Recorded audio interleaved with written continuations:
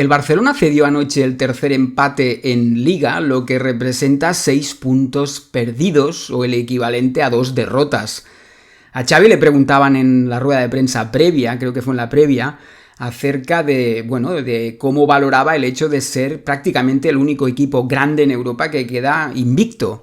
Y Xavi evidentemente le daba su debido valor, pero insistía en la importancia que tiene hoy en día, o el peso que tiene hoy en día, empatar. Y es que mucho ha cambiado la Liga desde que ya hace años, algunos ni se acordarán, se adoptara el sistema de 3 puntos por victoria. Antiguamente, con 2 puntos por partido ganado, se hablaba de lo que se denominaba la media inglesa, que consistía en ganar tus partidos en casa y empatar fuera. Hoy, y desde ya hace muchos años, la media inglesa te puede servir para muchas cosas, como optar a Europa o meterte en Champions o, por supuesto, salvar la categoría sobradamente, pero no te da para ganar el título. Y después de esta pequeña introducción, más curiosa que importante, nos metemos un poco ya en el partido de ayer. La verdad es que es muy complicado explicar cómo se puede encajar un gol a los 15 segundos de partido, y más complicado es si tienes en cuenta que tú sacas de centro. Está claro que hay un error fruto de la presión de un equipo, el Granada en este caso, que salió metido desde el segundo 0 a pesar de no servir de centro, y hay otro equipo, el Barça, que seguramente no calculó que en 15 segundos puedan pasar tantas cosas, como son sacar de centro, dar 2 pases, incurrir en una pérdida y recibir un gol. Un gol que te va a condicionar todo el partido. A partir de ahí, todo va a contracorriente. Le preguntaban a Xavi en rueda de prensa por el segundo gol del Granada y cómo se puede defender una situación de 2 contra 2 a campo abierto. Pero es que incluso jugando con línea de 3 y adelantados, una situación de 2 contra 2 no es habitual.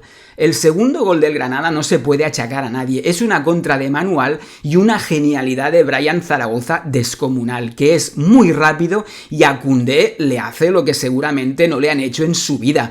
Brian le hace al bueno de Koundé un traje a medida, se lo plancha, le pone una pajarita, le planta unos botines y lo pone a marcar el paso. Es una genialidad que puede pasar, porque es que incluso la finalización del tío, de Brian, es impresionante. Tras la carrera con Koundé y hacerle el traje doble en el área, le da tiempo y tiene la sangre fría de mirar dónde está la portería, de ubicar a Ter Stegen y tirarle el balón con el exterior hacia arriba. Yo no conocía a este chaval, he de reconocerlo, pero sinceramente es que no es el gol que metió, y el primero, es el palo del final, es lo que llegó a incordiar. Este chaval el año que viene está en la Premier. En todo caso, y como reconoció el propio Xavi en rueda de prensa, ese gol no es achacable a nadie, puede pasar, es una genialidad, se acabó, pero lo del primer gol no, lo del primer gol es intolerable. Y yo la verdad es que no vi a un Barcelona desastroso o mal, pero sí insuficiente para incomodar al Granada, que sufrió más por el desgaste físico que por los desafíos del Barça. ¿Y que se mereció ganar? Sí. ¿Que se dominó el partido? También. ¿Que se crearon ocasiones? También. Pero es que todo esto era lo previsto y normal, y más cuando te pones perdiendo en 20 segundos. A mí lo que me parece evidente a estas alturas, y no reconocerlo es dar el primer paso para quedarte donde estás, es que ahora mismo cualquier equipo que da el 120 en lo físico y que se entrega, que eleva el nivel de intensidad y agresividad al límite, nos genera un bloqueo absoluto en la capacidad de creación. Ya pasó en Getafe, pasó en Pamplona, pasó en Mallorca, pasó anoche y diría que incluso pasó en Oporto. Decía Xavi en la rueda de prensa que anoche se observó una clara mejoría respecto a Oporto, donde Xavi, la experiencia que recogió es que se jugó muy bien sin balón, pero no con balón. En Oporto, la posesión del equipo fue mayormente en campo propio, mientras que anoche casi siempre se estuvo plantado en campo contrario. Yo no quiero ser catastrofista ni pinchar el globo, pero para mí, más que un mérito del equipo, la explicación a esto, a este hecho está en la zona en la que Oporto y Granada montaron el bloque bajo y donde empezaba la presión. El Oporto presionó desde mucho más arriba y eso hizo que el Barça tuviera problemas de creación mucho antes y su posesión se concentrará en campo propio. El Granada, sin embargo, colocó su bloque, el autobús, mucho más cerca de su portería y no le importó lo más mínimo que el Barça se asentara con la posesión algunos metros más adelante que en Oporto. Pero al final, para mí, la claridad de ideas fue escasa en ambos casos. Es cierto que ese gol en el primer suspiro condiciona todo el partido, pero es que ese gol que puede pasar por un accidente que no debería repetirse jamás, con la experiencia que llevamos, parece que ya no es una casualidad, porque en Mallorca los 2 goles que encaja el equipo también son fruto de 2 despistes intolerables.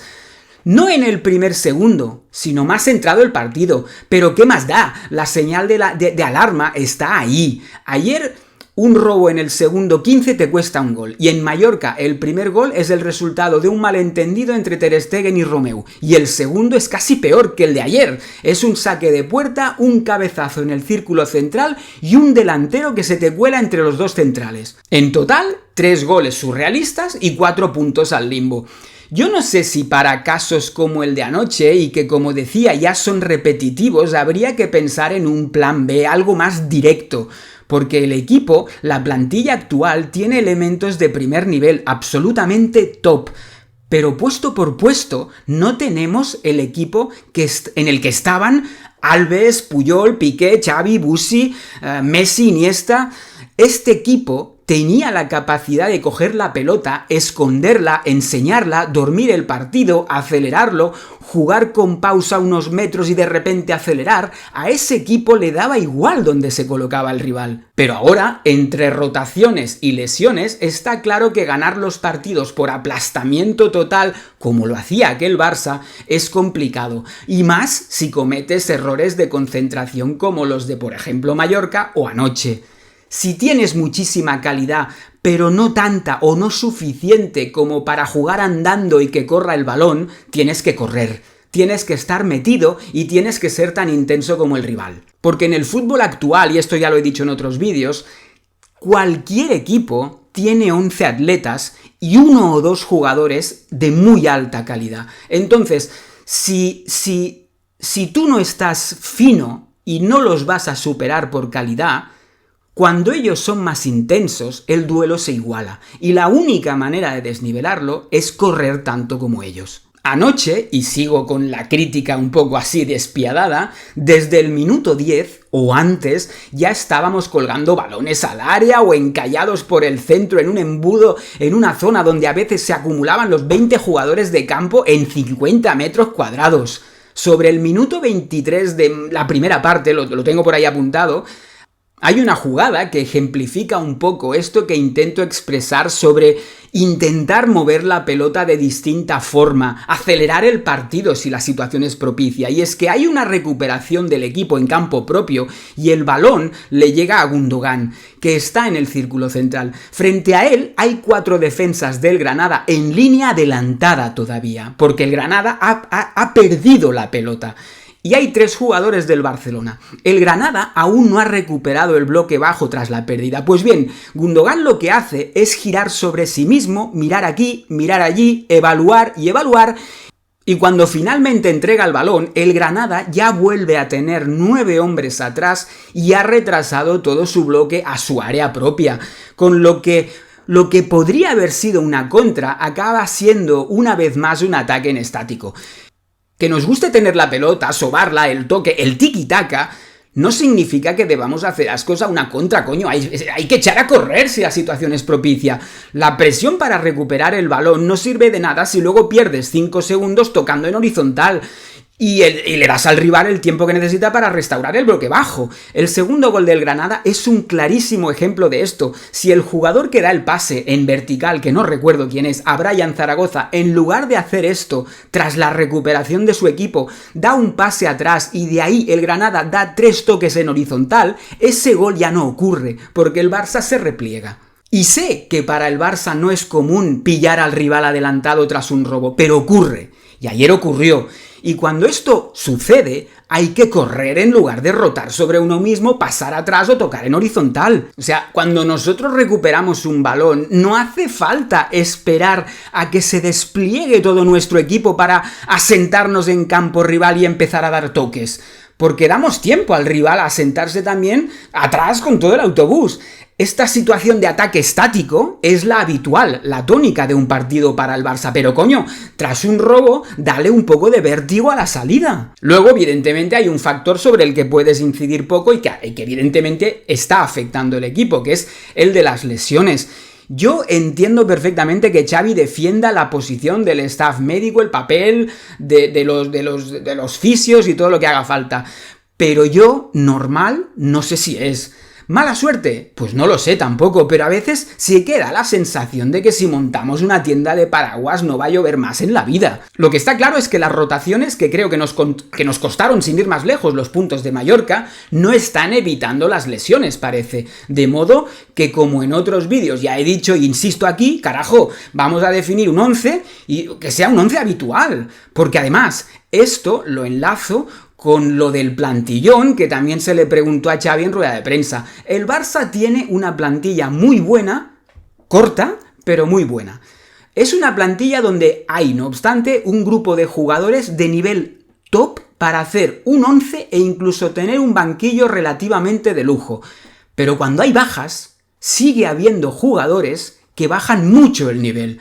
Así, si no tienes, por ejemplo, a Lewandowski, tienes que jugar con Ferran, y se nota mucho, porque aunque Ferran esté en idilio con el gol, que yo no discuto que no sea así, y luche un montón y presione un montón, yo siempre he dicho, y lo defiendo y lo mantengo, que cuantos más minutos juega, más se notan sus carencias. Y ayer, por ejemplo, nada más empezar la segunda parte, creo que es Araujo que le mete un balón brutal al área, que lo deja solo ante el portero, pero Ferran no sabe bajar ese balón y se desbarata una ocasión tremenda.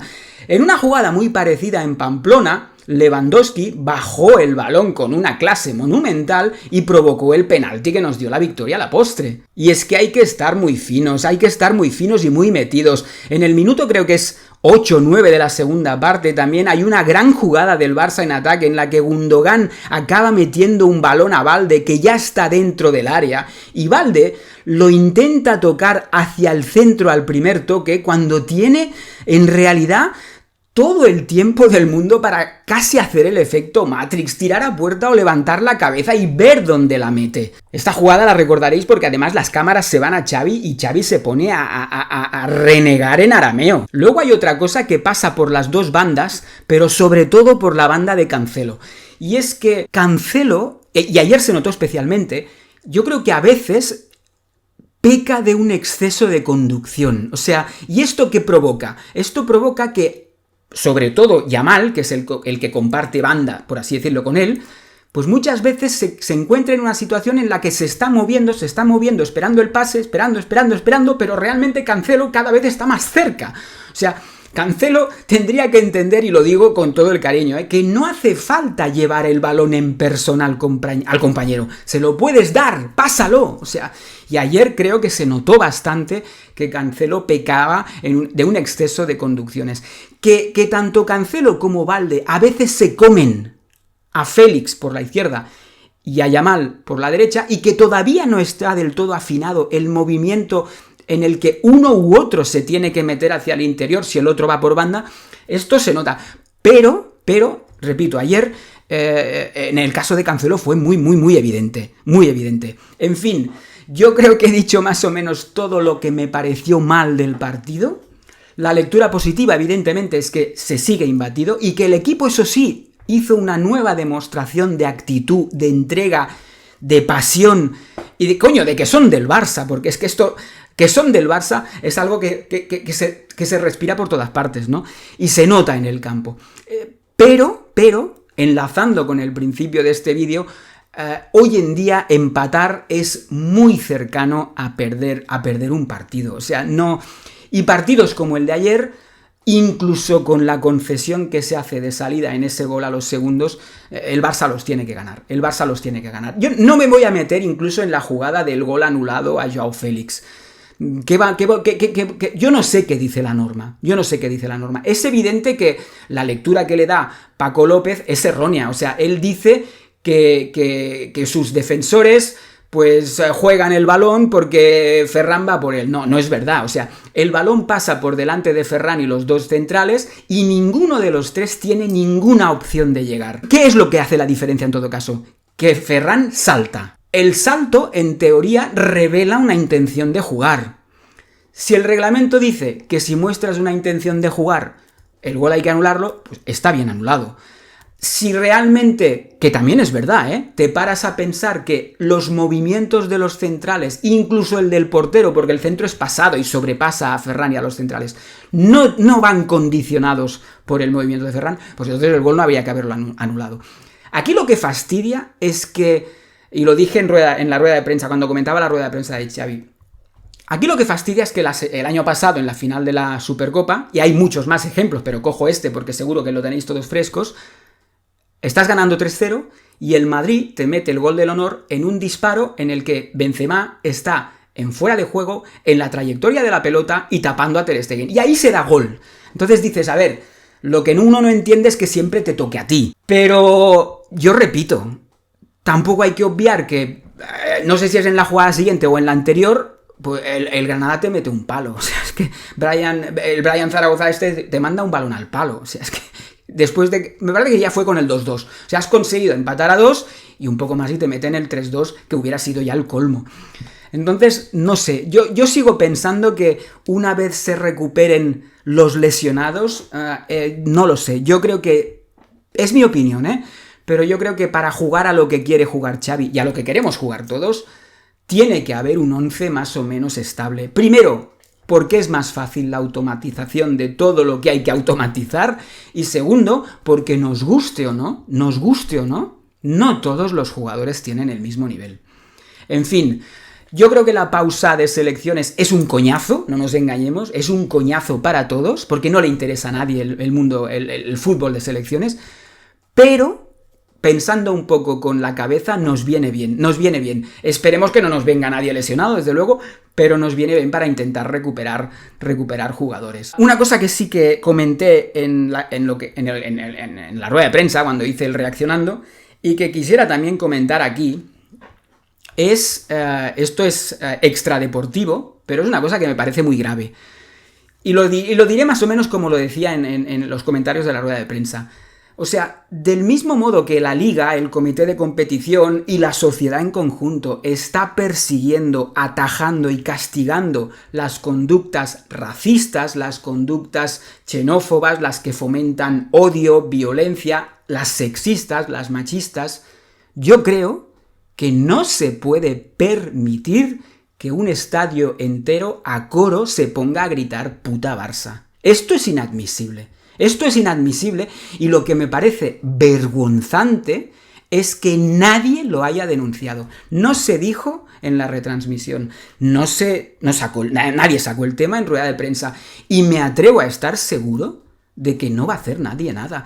Y como dije también, ya digo, en los comentarios de la rueda de prensa, si entrara el comité de competición de oficio, que lo dudo, como mucho le van a meter 300.000 euros de multa al Granada. Yo creo que si se cierra, y además se cierra rápidamente, con suma diligencia, media grada de Mestalla, porque se meten con Vinicius, cosa que está muy bien hecha, yo no digo que no. Coño, pues hay que cerrar un estadio que se permite el lujazo de empezar a gritar a coro, puta Barça, pero ¿esto qué es? Esto no puede ser. O sea, y además, volvemos a lo mismo de los penaltis, o de los goles anulados. Es que nos pasa siempre a los mismos. El año pasado el Barça ganó la Liga en Cornellá.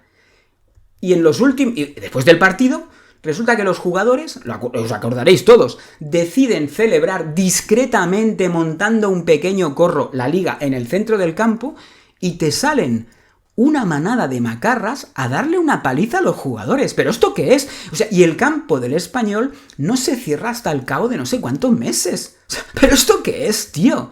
Esto es una puta vergüenza, tío. Esto no puede ser.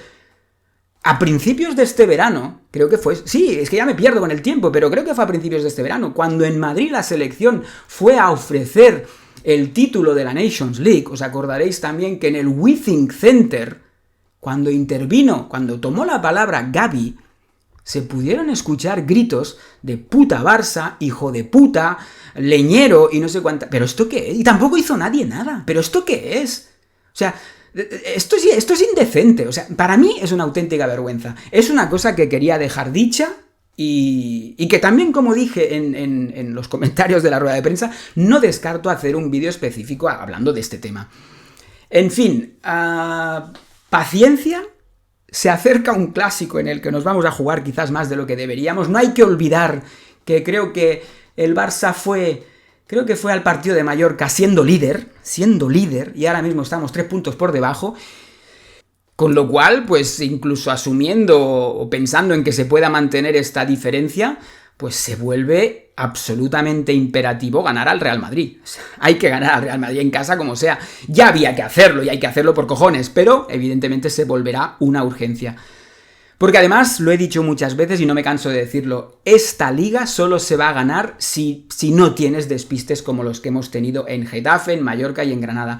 Porque el Madrid tiene un instrumental a su disposición muy grande y hay que hacer muchísimos puntos para ganar la liga. Muchísimos.